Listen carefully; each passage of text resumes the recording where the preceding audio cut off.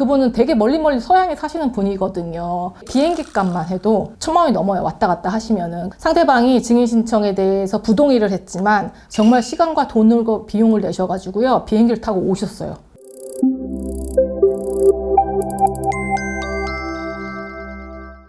안녕하세요. 이혼 전문 박은주 변호사입니다. 오늘은요, 오랜만에 상간소송 승소 사례에 대해서 말씀을 드릴 건데요. 외국에서 이제 생활을 하시면서 부부가 둘 다 외국에 있거나 아니면은 일방이 한국에 있어가지고 이혼을 진행을 해야 되는데 어떻게 진행을 하고 싶습니다라고 이제 문의를 주시는 분들은 예전부터 많아요. 왜냐면은 이혼은 정말 중대 사고 안 하면 안 되는 이런 상황이잖아요. 상간소송 같은 경우에 예전에 뭐 유튜브가 막 이렇게 유행하기 전에는요, 여러분, 외국에서 사시는 의뢰인이 연락하는 경우는 굉장히 드물었거든요. 이혼 같은 경우에는 정말 일생일대의 중요한 일이니까 외국에 있더라도 막 무리해서 막 알아보고 진행을 하지만 내가 배우자의 이제 외도를 알았어. 근데 내가 지금 몸이 외국에 묶여 있어. 그러면 내가 막 변호사를 알아봐가지고 막 소송을 진행을 하고 이런 거에는 사실은 좀 무리스러울 수 있잖아요. 그래서 잘 없었단 말이에요. 근데 요즘에는 이제 유튜브가 워낙에 이제 정보가 공유가 되면서 외국에서도 그런 걸 많이 접할 수 있고, 그죠? 그래서 외국에 계신 분들도 그럼 내가 외국에 있어도 상간소송이 가능하지 않을까? 이런 기대감을 가지고 이제 상담을 많이 오시거든요. 그래서 정말 많아졌어요. 원고가 외국인이냐, 원고가 한국인이냐, 이거는 중요하지 않아요. 원고가 외국에 거주하고 있느냐, 이런 거는 중요하지 않아요. 왜냐하면 원고는 먼저 소장을 날리는 사람인데 보통 다 대리인을 선임을 하잖아요. 그럼 한국에 있는 변호사랑 이제 연락을 해서 한국인 변호사가 모든 걸 다 대행해서 작성을 해줘서 소장을 상대방한테 날리는 거기 때문에 그분이 어디 세계 어디 아프리카 오지에 있던지 간에 그냥 소장을 우리가 서초동에서 작성을 해가지고 날리면 되는 거죠. 인터넷이나 뭐 전화나 뭐 카톡이나 메일로 이것저것 뭐 검토를 해서 가능하다 싶으면은 바로 소송에 들어갈 수 있는 건데, 피고는 좀 다르죠. 피고가 외국인인데 외국인이 외국에서 살 때는 되게 힘들어요. 피고가 한국인인데 외국에서 살아. 이것도 힘들어요. 이 소송이 진행되려고 하면은 그 소장이 어떻게? 상대방한테 송달이 돼야 되거든요. 근데 외국에 살고 있으면 피고가 그 거주지의 확인뿐만 아니고 송달 자체가 굉장히 까다롭고 어렵단 말이죠. 외국인 그 사람이 살고 있는 정확한 주소를 알고 있는 경우도 드물 뿐만 아니고 알 수 있어요. 우리가 외교부나 아니면은 뭐 공관을 통해 가지고 조회는 가능하나 다만 그것이 명확하게 회신이 올지 불명확하기 때문에 그런 경우에는 좀 힘들 수 있다. 결국에는 이제 외국에 거주하시는 한국분이나 한국에 거주하시는 외국분이나 뭐 이런 분들이 이제 저희에게 의뢰를 많이 하시죠. 상간소송 자체를. 요 사건은 어떤 거였냐면은 외국에 사는 외국인인데 상간소송을 하고 싶다. 남편이 한국에 있는 상간녀랑 오랫동안 부정행위를 해왔다. 이런 경우에는 여러분 아예 비둘기 여러분 죄송해요. 기러기 얘기하려다 비둘기가 나왔네. 기러기 부부인 경우 있잖아요. 뭐 엄마나 아빠는 외국에서 아이들의 교육 때문에 떨어져 사는데 한국에 있는 혼자 사는 배우자가 바람피는 경우가 많거든요. 그랬을 때 내가 우연히 한국에 들어갔다가 이런 상간 사실을 알게 된 거죠. 이런 경우가 있을 수 있고, 아니면은 둘 다 외국에서 부부가 살고 있는데 배우자가 출장이나 일 때문에 한국에 잠깐 왔다 갔다 하면서 그때마다 틈틈이 그렇게 부지런해요. 틈틈이 만나서 이제 부정행위를 저지른 거를 알게 된 뭐 이런 사건들이 많거든요.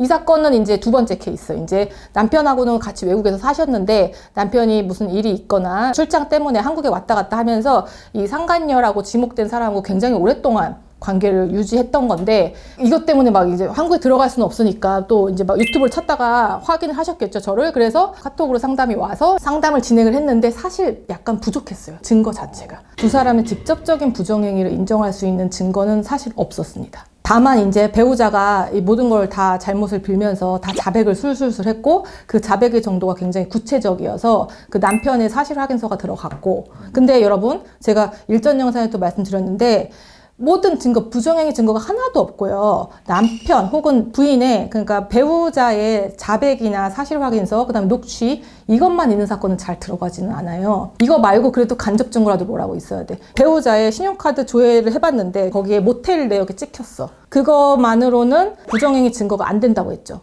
다만 그거랑 플러스 배우자가 얘기하는 거야. 맞아, 그날 내가 그 남자랑 그 여자랑 모텔에 투숙했어까지 어떤 진술이 있으면 두 개가 합쳐서 완벽한 진술이 될 수 있죠. 둘 중에 하나만 있으면 다 부족한 거예요. 근데 이 사건의 경우에는 그 상간녀로 지목된 여성이 부부가 살고 있는 외국으로 막 놀러도 오고 그랬었거든요. 그랬을 적에 남편을 통해 가지고 호텔을 예약을 했었거든요. 이제 그 내역이 딱 있었던 거지. 호텔에 예약 내역이 있었고 그거에 따라서 남편이 맞아, 그 호텔은 내가 예약을 한 거고 내가 그 안에서 부정행위를 했어 라고 자백까지 있었던 거죠. 그래서 어느 정도의 어떤 가능성이 있다고 생각하고 진행을 가능한 것 같다라고 이제 진행을 했습니다. 그래가지고 소송에 들어갔어요. 두 번째 이슈가 뭐였냐면은 피고 입장에서는 사실은 미약하니까 증거가 이거 무슨 호텔 예약, 아 맞아요, 내가 출장 때문에 갈 일이 있었는데 내가 그 사람하고 이제 알고 있으니까 지인으로서 괜찮은 숙박업소 한번 추천해 달라고 해서 그 사람이 대신 예약을 해준 건 맞습니다만 그 안에서 무슨 일이 있었다든지 그 사람이 뭐 거기에 들어왔다든지 그런 일은 없었습니다.